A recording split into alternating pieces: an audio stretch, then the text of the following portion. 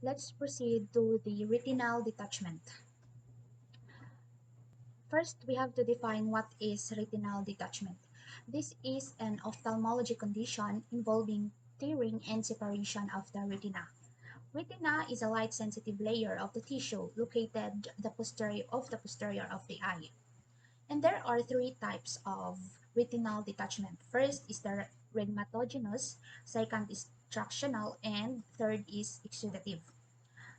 To define rhegmatogenous, this is the most common type of retinal detachment. It involves rip or tear leading to break or hole in the retina. Thus, this allows the vitreous humor. Vitreous humor is a clear gel-like fluid that flows through the disruption. Its underneath to the retina allows to pull away and separation from other underlying layers. And tractional, this is not a cause by the disruption of the retina layer, but it is due to the retina pulling away from the underlying layers. Because there are instances that some structures sticks into the vitreous humor and start to pull away from the retina.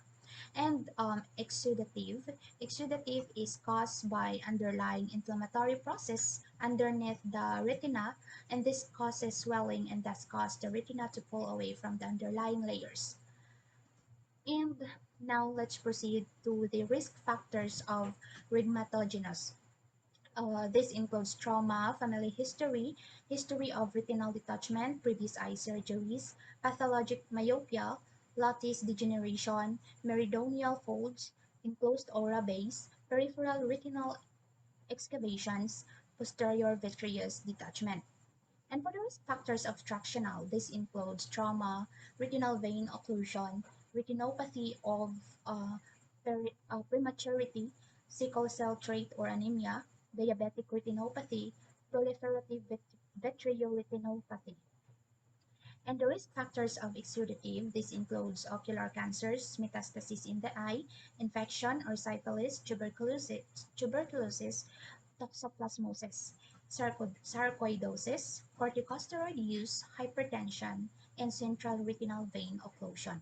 To clearly understand the retinal detachment, we have to discuss its pathophysiology. So, first, since there are three types of retinal detachment, which is the rhegmatogenous, tractional, and exudative, they have different risk factors and predisposing factors. All we need to do is to categorize those. So for the rhegmatogenous, this is the most common type, as I have said earlier, and um, its predisposing factors are family history, history of retinal detachment, previous eye surgeries, pathologic myopia, lattice degeneration, meridianal folds, enclosed aura base, peripheral retinal excavations, and posterior vitreous detachment. For its precipitating factors, this includes trauma. The second type of retinal detachment is the tractional. This is not caused by the disruption of the retinal layer, but it is due to the retina pulling away from the underlying layers. And its risk factors for the predisposing factors, this includes the retinal vein occlusion, retinopathy of prematurity, sickle cell trait or anemia, diabetic retinopathy, and proliferative vitreoretinopathy. For its precipitating factors is trauma. And the last type of retinal detachment is exudative. This is caused by underlying inflammatory process underneath the retina. This causes swelling. And for its precipitating, I mean, the predisposing factors are the um, ocular cancer, metastasis in the eye, sarcoidosis, hypertension, and CRVO or the central retinal vein occlusion. The precipitating factors includes infections such as syphilis, tuberculosis, and toxoplasmosis. And also, the corticosteroid use is one of the precipitating factors of exudative type of retinal detachment. Um, Let us discuss why how and why this rheumatogenius happen. So rheumatogenius is this involves rip or tear leading to break or hole in the retina. This made a hole in the retina. So um, this allows the vitreous humor. Vitreous humor is a clear gel-like fluid. If there is a break in the retina, the vitreous humor will flow through the disruption, and its underneath to the retina allows to pull away and separate from other underlying layers. That that is the process why there is a rheumatogenious type of retinal detachment. And for the tractional, this is not a cause by the disruption of the retinal layer, but it is due to the retina pulling away from the underlying layers, because there are instances that some structures sticks into the vitreous humor and start to pull away from the retina. And for the exudative type of retinal detachment, this is caused by the underlying inflammatory process underneath the retina. So if there is inflammation, there is swelling, and thus this causes the retina to pull away from the underlying layers. The inflammatory process may be due to lesions or tumor, and those processes um, make the retina to pull away.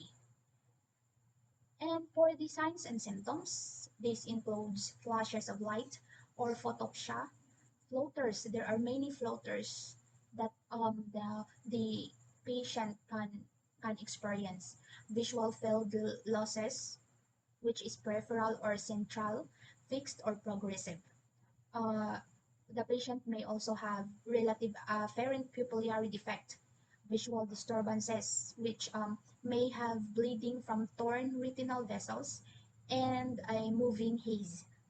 And also the signs for the signs and symptoms, this includes blindness. Okay, so um, for the complications, um, the retinal detachment has a three complications wherein the patient can can develop a cataract, blindness, and also glaucoma.